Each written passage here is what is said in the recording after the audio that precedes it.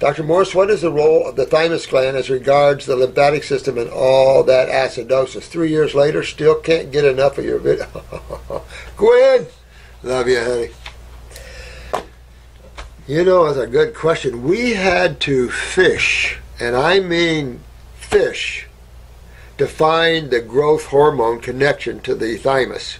We were on the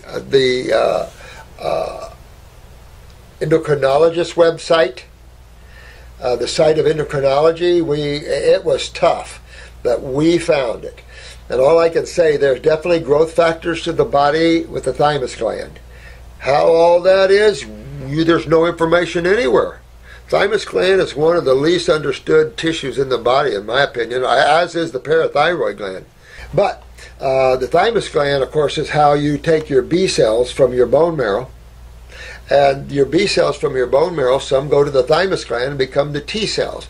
T cells, look at them as your natural killer or your Marines or Navy SEALs or Rangers. They're the big boys. They're the main immunity of the human body. And but there's other factors with that thymus gland. We know growth. Remember out of that raw food infant down in Miami that died on raw foods, and they just charged the parents with it, and they had a raw food pediatrician that came in and said, oh, wait a minute, no, raw foods are superior. And what they eventually found out was a mutated thymus gland. And this baby couldn't grow. Well, most growth hormones, you go right up to the pituitary for this. But how did they relate it to the thymus gland? But it took a lot of research to find that. And I don't know much more than that, to be honest with you. Just not more other than the T cell and the growth hormone thing. And who the heck else knows? That's why, when you look at this, it's not just us that don't know a lot of these things. It's the medical community themselves. It's also research. It's also universities. There's a lot of unconsciousness on this planet in regards to health. So, love you, Gwen. Thanks, honey. That's all I know about that.